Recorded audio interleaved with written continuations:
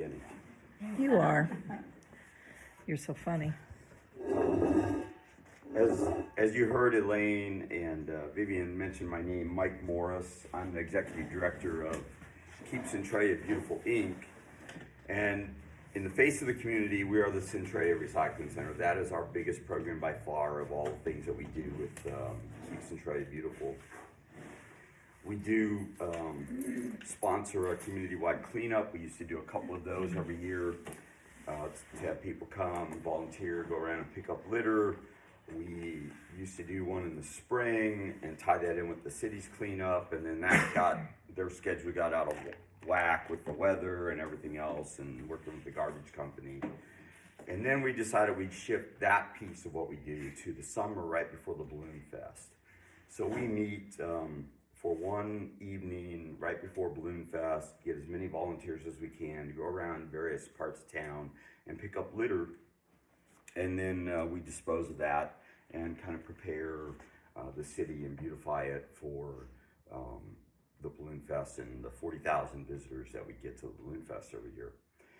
As part of Keep America Beautiful, that's a big emphasis with them is litter pickup, beautification of communities. They have a big push going on this year. I think this is the 250th year of the Constitution, so they're tying it in with that. I may be wrong here, some dates. They're tying it in with a national event out of DC to make America beautiful again by picking up billions of pieces of litter throughout the country prior to that point. Now, we look at ourselves at the Recycle Center as we're already taking in billions of pieces of litter. Literally, every week, if we counted all the little pieces of plastic and bottle caps and so on. So today I brought a few things with me that I always have stuff in my truck as I'm loading things up from my house or my neighbors drop stuff off. A friend from Carbondale came up yesterday and she brought me a box. So I'll share with you some of the things that we do and don't take. These are some of the most pervasive things in the environment right now are plastic bags. We don't take those. I do not know of any recycling facility right now that can take them because they blow into the machinery and they clog up the machinery. Curbside recycling that many communities have, St. Louis area, where you just throw everything in a bin, and some of the east side, or the west side rather, of Clinton County, they used to have some of those facilities. Centralia has talked about that, but you pay extra for that in your garbage bill. You pay the trash company to come and take your recyclables. And then they don't want plastic bags, and here in Centralia that happens to be Republic, because it clogs their machines. And then they don't have a market to sell these, so what do with them? They own the landfills, so they throw them in their own landfills, to be honest. That's where anything that if you have curbside recycling, that company cannot sell or use on the secondary market, they throw it in their landfill and bury it. So it does not always get recycled. I will tell you that the things that we take that we're getting paid for, and sometimes they're very minuscule, a penny is for a ton of paper sometimes, to be honest. I know it's getting reused somewhere because no one's going to pay us for it. That's not how that whole industry works. So what do I tell people to do with these, and what do I do with these plastic bags? I take them to Schnucks. Lowe's has a plastic bag recycling. Walmart does a recycling thing. I take them to Schnucks though here in town because they have an arrangement with Trex Lumber Company, and that's the company that makes plastic lumber for decking. So they use the bags, somehow or another they convert them into the raw materials they need to make their decking. So I know it's at least going to a company that's going to try to do their best to get some use out of it. I don't know what Walmart does with it. There have been some studies done where people put tracking devices in them and they found trackers in Asia. They found stuff in landfills, and some of them just got lost and they don't know where those bags go. So take those to Schnucks, Walmart if you want. At least somehow or another they're getting reused. I honestly don't know what Walmart does. I would guess it goes to Asia and it's being used as a fuel source. And even in the United States, a lot of plastic gets used as a fuel. So quite often it's just crushed, pelletized, and then shipped off somewhere. Someone buys it, and they burn it as fuel to power their machinery and their industry and so on. Now, a lot of people don't realize we take electronics of all kinds, cables, old speaker cables, USB cables. We can take old phones. All those things have a value. Boy, here's an old piece of equipment. This was probably some adapter for UHF to VHF, and then something else to work on a VCR player or whatever it might be. So we do take those. They have a value. We don't make a lot of money off of electronics, but we take them. Computers, now this one is not junk, this is mine, but we take computers, laptops, desktops, whatever, old monitors, printers, you name it. If it's Is there a charge on any of that? There is. We now ask $20 to $40 for all monitors and TVs. Our shipping costs went up by 50% in the last year. In fact, this last month it went up twice in 1 month. So the company we send the electronics to, we have 3 companies will take our electronics. The main place we send the big amount of electronics is to Carbondale, to Southern Recycling. They were bought out a year ago. They kept the same name. This new company that owns them has 4 or 5 facilities around the country where they buy and do recycling. But the electronics market, at least down there, they don't sell that.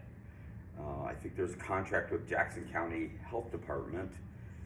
They have some kind of contract with a recycling firm. So they take all the electronics they gather there and they ship that off to an electronics recycler or e-recycling or e-waste. It goes by probably most commonly that name is e-waste. And it goes to a company, then they go through and dismantle pieces and get all the precious metals out of them, gold, silver, cadmium, whatever might be in there, recyclable batteries, all that thing. Now we do take batteries, those are separate. We'll take any kind of battery. This is an AED battery. We take all batteries. I gotta get for you, Mike. So if it's a NiCad or a tool battery or your little flashlight batteries, car batteries, if it's a battery, bring it to us. We do have someone who buys those from us. Again, we don't make a lot of money on it, but at least they're going to someone. I have no idea what he does with them, but if he's giving us money for them, he's somehow turning those into some other product that he sells to somebody else. That's all I can say. I don't know how environmentally sound he is, and that sometimes is a little challenging for me because a big push of what of our mission is this idea of this sense of stewardship, which ties in exactly to what you're studying with your Sunday school program. And that's what we teach when I meet with school groups is this idea of stewardship. We're responsible for this planet we live on and the resources we use, and how do we best take care of them and not waste things if we don't need to waste them. So we'll take batteries, all those sorts of things. Okay, cardboard, paperboard. I don't know if I have any samples of paperboard in there. Take all kinds of cardboard, cereal boxes, here's some paperboard, tissue boxes. We'll take all that. You don't need to break it down. You can if it's easier to put in your car, break it down, stack it up, bring it in, and we throw it in a couple of Gaylords, and it goes into our baler. If you just bring it in loose like this, that's wonderful. We just throw it in the box, the forklift lifts it up, and Greg dumps it in the baler. The baler does all the hard work. It'll take everything, crush it, chop it up, and put it in a big bale that weighs about 1,200 pounds, and it comes out the other end, and we stack it, and out the door it goes. Now, by volume, this is the most popular item or the largest volume-wise of all materials that we send out. And we send out hundreds of thousands of pounds of cardboard a year. Right now, it does not make a lot of money for us. About 2 years ago, it had gotten up, well, actually just a year ago, it was at about $150 a ton. That was a good revenue stream for us. It's now down to $40 or less. 3 years ago, it was $20 a ton. And then we were being told we might want to stockpile it because it might go to zero. So this is a very fickle kind of market, and you really only only make money if you're a big corporation who has lots of trash coming in that can be sorted, stockpiled, and then they can sell it on the market when they get a good price for it. We're not able to do that. But we see it as our mission to continue to take all those materials. Now, another piece of electronics, someone brought this in a while back. You know, sometimes I find these things, I take them home, I see if they work, and I take it to school and I let my kids play with it at school, or take it apart and we look inside, and then we recycle it. So this is one of the things people are starting to bring in now. Old stereos, they're cleaning out garages, basements, closets. Someone in the family passed away, and the newest generation is just now discovering the joys of old stereo equipment, but most of them just want to get rid of it, throw it away. You know, they stream everything on their phone. So that goes in with electronics, and we'll take that. Plastics. Now, you'll hear all kinds of talk about what we call junk plastic, all recyclable plastic. Somewhere on the plastic will have a number, and it's not always easy to find. And if it doesn't have a number, we just throw it in what we call the junk plastic bin. So this is junk plastic. This is probably a low grade number 1, or maybe a number 3. This could even be a number 6, I'm not sure. I'd have to hunt around more to find the number. But all plastic is graded number 1 through 7, and it depends on its chemical makeup. The most valuable on the market right now is milk jugs. The clear milk jugs, that's number 2 HDPE, high density polyethylene. That's the chemical it's made from. Right now, it brings in a fair amount of money for us, but it takes a whole lot of plastic milk jugs to get any amount of weight, to get any kind of money. So it's not like cardboard where, you know, it easily just starts adding up, but it's one of those things that we take. So we take all plastic now except for styrofoam. That is the only plastic we do not take. Now, the only ones that actually have a value in the market are number 1, and that's water bottles, soda bottles, the shiny bottles that you might buy cream in. Your plastic cups are probably number 1s, although those are junk plastic number 1s. So the ones that are the food flats that you buy strawberries in, or you might get pastries in, those clear flats, those are number 1s. Those are what we call junk plastic too, because they're already so thin. That plastic has been remanufactured so many times. It can only get used a certain number of times, and then it's just kind of useless in today's technology. Now, there are a lot of things coming down the pipe that may change that in the plastics industry.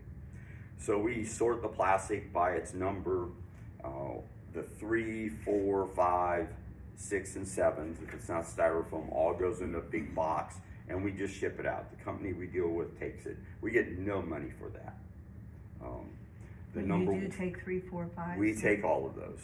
So the 1s and 2s are the only ones that actually have any value, that pay us anything for the effort to sort it, bale it, and then pay to ship it out. But we do take it all. We didn't do that until about a year ago when this new company took over, and their general manager came to visit our facility. He had worked in the mill industry, specifically paper mills, but he was very familiar with recycling as a whole. And he looked at and saw us throwing different plastics away. He said, "Oh, we'll take those." We said, "Great. You know, it fits our mission. It doesn't bring in any money, but it fits the mission of Keep Centralia Beautiful." So, you know, in discussions with the board, our discussions have been, if it fits the mission and we have a source that can take it, we're going to take it and ship it out. So we'll take that. Paper products, besides cardboard, are probably the next biggest, and they get graded depending on what they are. So this is a book. Obviously, it's a book. It's got white paper on the inside. It has a glue, a binding. So that goes in a bin that's just for books, and then they pay us a certain amount for books. And again, it fluctuates. Magazines. So how do we tell if this is a magazine? Well, this one's not a magazine. This one has a shiny cover.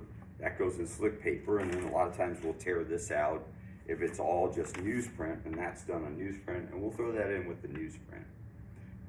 Because again, everything is graded with a different value based on the market need for that particular month. This one's a magazine. It's slick. You can kind of see the sheen on it. That's how we detail that. So that gets separated. This one's also a magazine. Now, this looks like white paper, but it's got a shine to it, so we would put that in with magazines also. Now, and I only have a few little doodads of white paper. So this is all white paper. Well, what is white paper? White paper can be colored. I'm looking like this envelope here, that pink one. That's probably not white paper. Do you mind if I open the inside of that envelope? Let's see, Viv. Oh, that is white paper. The inside is white. Now, the one way we can tell if it's colored on the outside and we tear it, and this is what I teach my students at school. We do a school-wide recycling at the Centralia City Schools at the junior high school. And then they are presenters at Earth Day every year talking about recycling and being good stewards. So what they've been taught is if you tear the paper and the fiber when you tear it is white, or you flip open the envelope and it's white on the inside, that's white paper, that's not colored paper. So we would sort that and put that in white paper. So receipts, all those kinds of things, this little direction thing, something we were from whatever I was remodeling at home, is white paper. It doesn't have a shine to it. So we'll take all that. Little things like this is not a cardboard placard. This is plastic. Throw those in junk plastic. We'll take those, we throw them in there. I honestly have no idea where they go, what happens to it. I know this company takes them and then they have a market and send them out. But we pay to ship it out.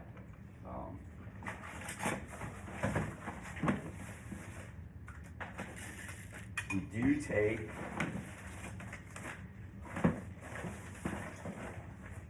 obviously plastic bottles. You don't have to take the lids off. If you've got water bottles you're reusing or whatever, please don't screw them down real tight. It's hard for our baler to crush them, but it will pop the lids off. If you take the lids off, that's great. You don't need to remove the labels. That used to be a thing. It isn't a thing anymore. The remanufacturing process where they go and clean these, they have a machine that'll clean everything, and the ones I've seen, there's some kind of cutter it goes through, and it soaks the bottles or the plastic, and then that loosens the paper, and this thing can just kind of peel the paper off, and then they cut it. Do they need to be rinsed out? We would prefer that if at all possible. Well, we get a lot of people who don't. We get a lot of people who bring in their spoiled milk jugs that may have been sitting in the garage for. We've had stuff come in that's years old, and you can tell by the smell, right? We do get people, not so much anymore for a while, and this happens more with the trailer out of Salem, because people just take it to the trailer, throw their stuff on there, and they don't always have someone there watching what people put in the bins, and they bring their trailer to us twice a week, and we sort through all their stuff. We have gotten bags of dirty diapers, of disposable diapers, where people, I don't know, they just threw it in the trash. They thought, oh, we'll take care of it. No, we don't. You know, and we do get people who bring some of that in with their recycling, and they've just thrown some nasty stuff in there, and we just end up throwing it away. And like any other business, we have to pay for our dumpster. So, nonprofit or not, the garbage company does not give us a cut rate deal. Scrap pieces of metal, we take those. There's a fair amount of value to them. This was some kind of thing I had at my house. This one's probably going to go in the electronics. There's a rechargeable battery inside there, so I may throw it in with the batteries, because I know the person who takes that is going to dismantle it and get the battery out. This I'll throw in with our scrap metal, and that'll go either to the recycling facility in Carbondale, or when we get enough, we'll haul it over to a scrap yard, depending on what the value is of scrap metal at that time. So if they're paying significantly more than what our buyer pays out of Carbondale, Greg will run it over there when he has time to take a truckload over there. We got a lot of electronic pieces. I've talked about cardboard, paperboard. There's one that a lot of people bring in and they want to bring to us, and that's light bulbs. We do not take light bulbs, and that's sad. But we don't have anywhere to send these now. For a while, Lowe's was taking light bulbs, and then a company called Bulbs and More, or Batteries and Bulbs and More, I don't remember their exact name, out of Fairview Heights. They were collecting all kinds of light bulbs. The old bulbs like those, LED bulbs, this one's an old LED, fluorescent bulbs. They were collecting all of those. You could take them over there and just give them to them and they would take them. So don't throw your light bulbs in the recycling. Now, wire. We take old Christmas tree lights. We take any kind of wiring. You know, you saw the electronic wiring there. We take all that. There's value to that, especially the Christmas tree lights. Someone takes those. I don't know what they do with them, but you know, there's a value to that based on the market, and that's consistent with all the people who may buy those materials from us. And if you have old Christmas trees that are artificial trees and are metal, we'll take those as well, because then we just put that in with the scrap stuff, and we'll send that off when we get enough scrap. That's it. Aluminum cans, tin cans, I didn't talk about those. Small appliances, big appliances. If you want to bring in a freezer or a refrigerator or a stove or a washer or dryer, we'll take it. We just don't have the manpower to go and pick that up from someone. Now, I think if someone were to call me or call Greg and say, hey, I have 25 old washing machines, do you want them? Sure, we'd make arrangements to go and pick those up, load them on the truck, and then we'd leave them there and they'd be ready to go to haul to get salvaged at some point. But we'll take all those if someone can bring it. And we do have a forklift, so if they manage to get it in a truck or whatever and then can't get it out, but can drive it in, and the forklift can get by their vehicle and we can scoot it on that and off it goes. The same with old TVs. We'll take old cathode ray TVs, the old big consoles, flat screen TVs. We had to start charging for all the TVs because of the amount that we're getting of TVs and the big tall flat screens people hang on their walls. They poke out of the boxes, the Gaylords, and then we can't stack them on top of other boxes. So when we ship out a load of materials, we want to be able to pack the truck that they bring to us. It's not worthwhile if we can't pack the truck. You know, the amount that we get for materials is so minimal that we want to maximize everything we can do. So let's talk about that kind of that revenue side of things. Since I've been the director, and it's close to 7 or 8 years now, when I came on board, and it was probably the same under Bev's tenure as well, you know, we average expense-wise of between $110,000 to $130,000, and it ranges in there depending on shipping costs and breakdowns of equipment. Oh, there it is. Okay. We have a baler that is 50 years old. If you've been in the recycle center, our big blue baler is the original, and it was not brand new when we started out in the Crisp building 40 years ago, and then it moved over to the building we're in now when the Geary family built that building just for the recycle center. So that baler is so obsolete that when we have to have it repaired, the repair company does not even like to come and fix it for us because they can't get parts. It doesn't have all the current safety devices. And they write me 5 pages of things about all the safety violations and how they don't want to do anything with it. Now, knock on wood, we haven't needed them to come and check on it in a while. But we have a forklift that's 25 years old. The one we got rid of prior to that was over 40 years old. We have another forklift that Steve Shores donated to us from his company. That one's 25 years old. We had 2 vans that were one was a 96, so it would be almost 30 years old now. But we had to get rid of it last year because Greg took a load somewhere and the brakes went out and the van just died. We had people come and cut the catalytic converter off of one of our vans while it was sitting on the parking lot. And when Greg caught them there, they said, "Oh, we lost something under your van." Like, no, you didn't. Get out of here. Leave our stuff alone. So equipment breakdowns have been a big issue for us. In the last 7 years, we did buy 2 balers. So we've managed to expand our equipment. We bought a used baler that we do just for shredded paper. That makes it really simple. We just dump all the shredded paper in there. It compacts it. When it's ready to get unloaded, Greg can just tie it off and stack it in the pile, and out it goes out the door. We just bought a baler from Big Lots when they closed this last fall. That was $2,000 out of our bank account. I had to pay cash for it. There was no like, oh yeah, you can pay payments or anything like that. It was like, yeah, $2,000, you want it, it's yours, I need the money tomorrow. It was that kind of deal. But it was virtually brand new. It was less than 10 years old, and they barely used it at the Centralia Big Lots. So that's what we do our aluminum cans in now. So some of those things have simplified our manpower costs, and for volunteers, it's much easier. They just take everything, dump it in there, and it's ready to go. It's just a single purpose kind of piece of machinery. We have 2 used trucks. They're a little bit newer. One of them leans cockeyed, so if you see this white box truck driving down the road and the back of it is like this, okay, it's not going to tip over. When we bought it, we found out that it had a lift on one side, so the side that's high, it had this big piece of equipment over there, and so that caused it to level out. And when we bought it, they had taken all that off. So I'm very cognizant of our costs on repairing things. It's been relatively consistent the last few years. Of course, there's payroll costs. I just got slammed with a $4,000 bill for insurance. Our insurance cost is our second biggest expense.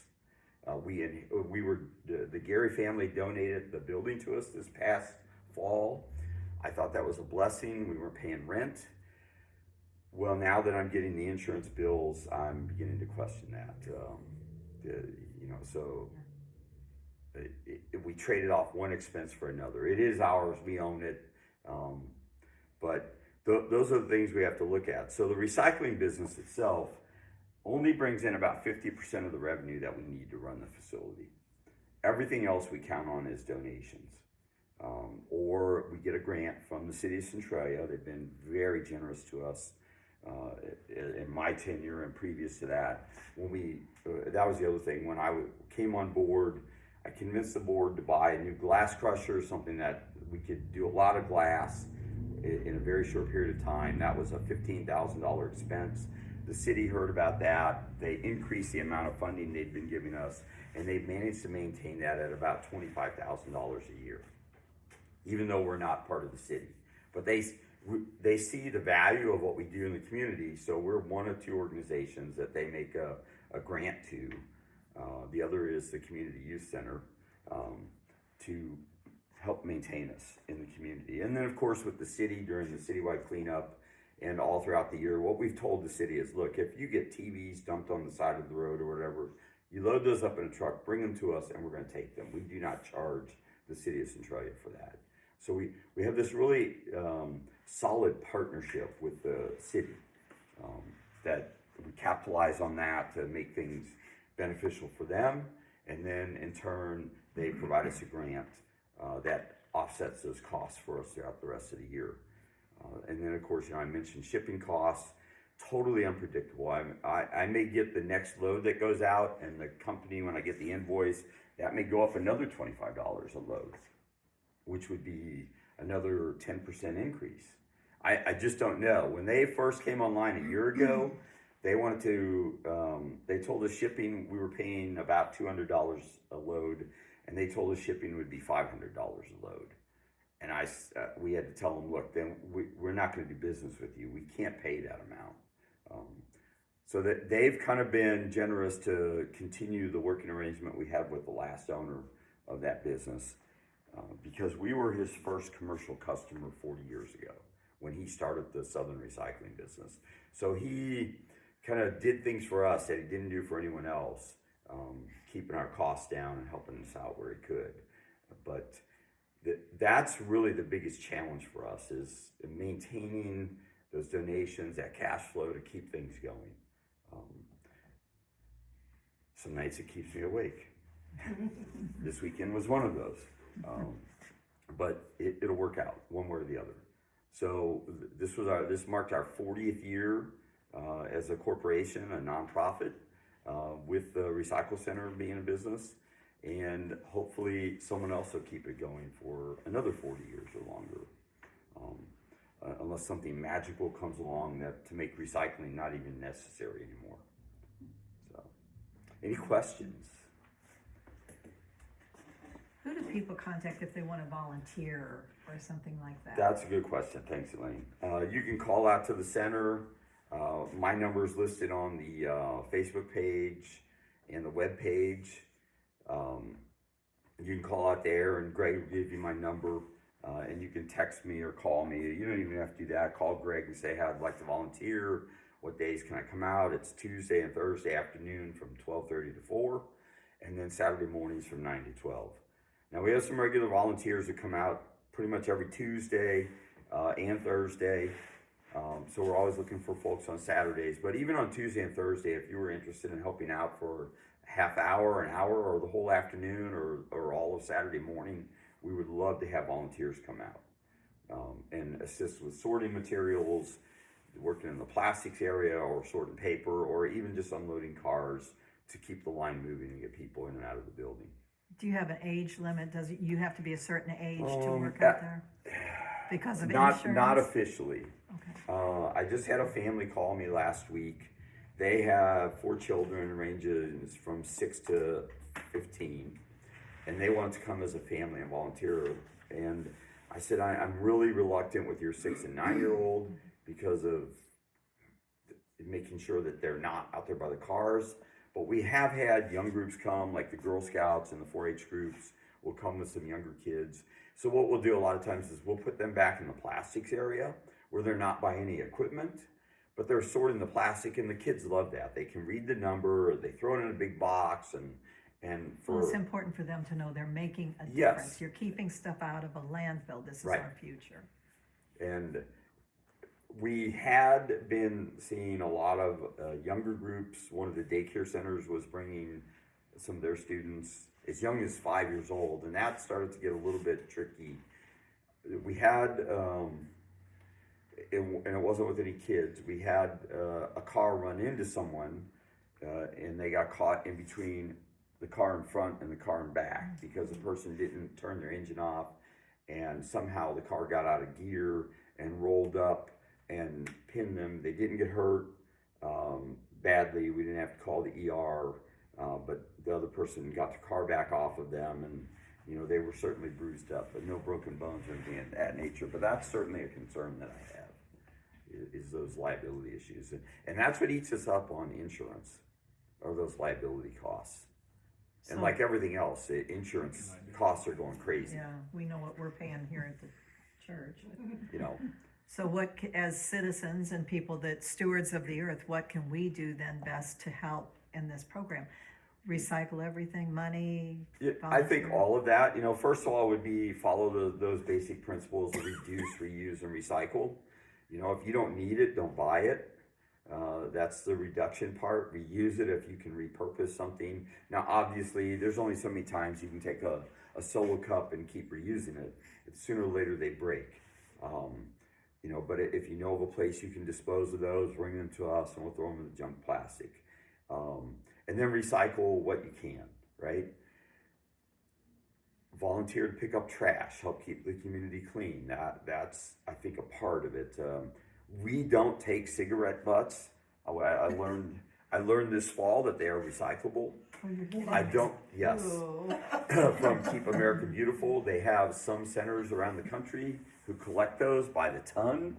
I don't know that I want big gaylords full of cigarette butts stinking up our facility. But they are recyclable. And then obviously, supporting any program that's doing the kind of work that we're doing. But yeah, certainly volunteering, if you want to help us, or making a donation. I was one of those people for years. I've lived in this community almost 40 years now.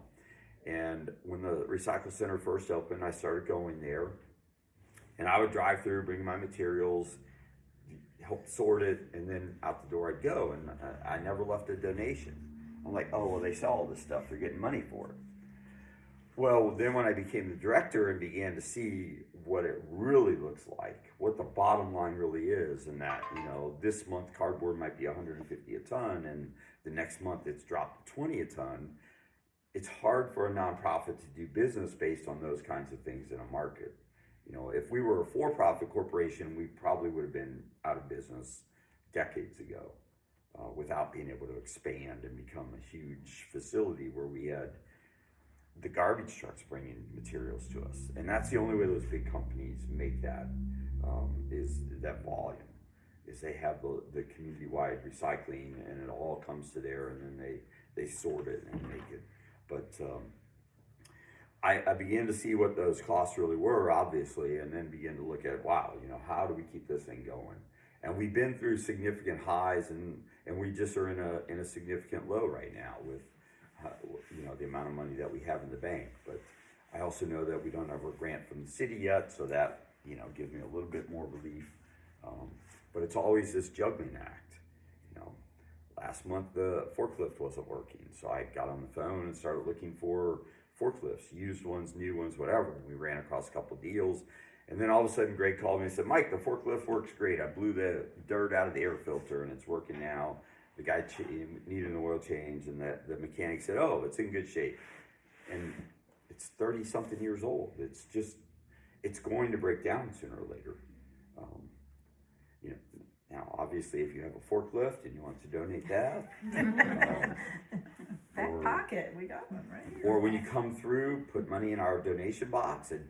Every dollar adds up. $5, $20, whatever it might be. You know, just whatever people can spare is what we ask. Okay, well, I'm gonna say if no more questions or anything else here, why, we really appreciate your time coming and sharing your time, your information with us and all, and so, anyway, thank you very much for all the work Sure. that you do. Thank you. Thanks. Hey, can you Want me to take now? that? Sure. We've been looking, our AED upstairs, that's from what Russell did. And we were gonna ask the fire department, and I never did get that done, so you're perfect. Thank you. Great time. Yeah, well, you don't wanna throw something away, you really, No, we try really hard, so. in some places, if you threw this in the trash can, it has a little "don't throw in the trash" symbol. I don't know that Republic would say anything in the city, but if they found that in there, and some Takes it cities will back. cite people and give them tickets for putting non-recyclable batteries or materials that are recyclable into the trash bin, especially batteries and electronics.